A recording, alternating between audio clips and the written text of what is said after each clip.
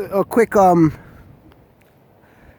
introduction on a few concepts, and one of them is shachein tov, a good neighbor. I think it was Reb Moshe Feinstein who said, what is a bad neighbor? Someone who doesn't come to shul 3-4 times. So he asked why, what's the meaning of bad neighbor? Because he doesn't know the pain of people, like if someone passes away or there's a need or something in the tzibur. Right now I have to actually run into shul because they say they didn't need me to lane, but now they said they need me to help laning, but we'll see. Maybe they're just being polite, but we have a new guy, so I'm off the hook. But what does it mean, a good neighbor? You come in, you check in, you're Heimish, you check in, you care about what's going on, and that's the meaning of it. L'chaim G'Shabbos.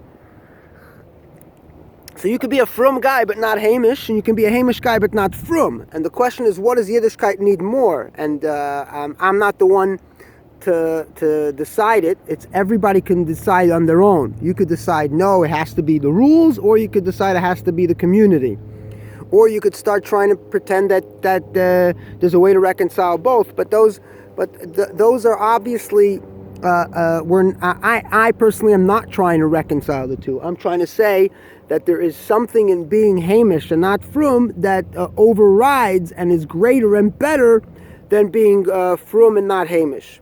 And you'll be able to see where each sometimes don't allow the other. So sometimes you can't have both. So that's the Vart for today. And the idea of Heimish and as opposed to Frum. There are people who used to come for many generations. You didn't have people who come to shul. They weren't philosophically non-believers. They just didn't practice. They weren't attached to practice. They didn't like davening and stuff like that. And they would smoke outside the shul on Shabbos, even on Yom Kippur. But when they would come to shul, they would come and they would protect the shul from the outside. I remember such a thing in Mexico. There was a shul and there was a guy who would come and he said, I never daven and I never this. So this is not a philosophical question. This is just a behavioral question of people who were that type. By the way, there's a minyan happening right here. So anyway, so I'm going to go in. So the vart was that so on the behavior part, these were people who were shaykh to the place, and the main thing in the religion was, and nobody really notices this, but if you pay attention, this is always the issue, is it's not about being religious or believing in God, it's about respecting the authority, whoever the authority is that's talking to you. Pay attention, and in a more mundane way, it's like they say, follow the money or the power. And in history, that's what you see, money, military might, and muscle, physical strength. People were living in barbaric times. It was always about pushing the other.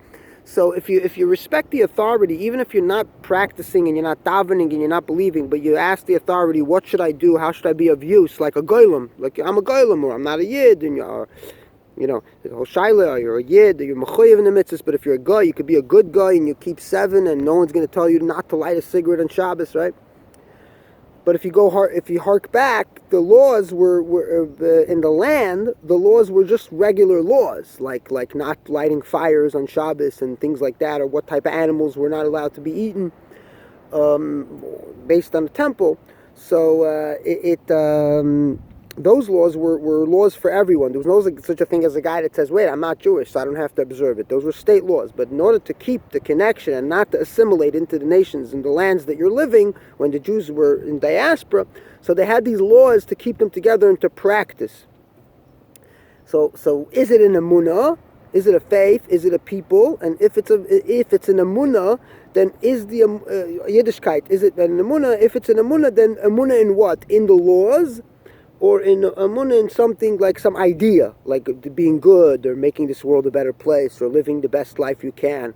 Is it a philosophy of life, like the Chachamim presented Judaism to the converts from Rome and Greece? Or is it just a bunch of people that have to do things because, like the Zohar would try to make it like cosmic, like you have to keep Shabbos and you have to do the Pesach Seder and you have to kiss the tzitzis like this and like that, and it has some cosmic effect, which a lot of people caught on to that because they liked it. They like numbers, they like magic, so they like these ideas.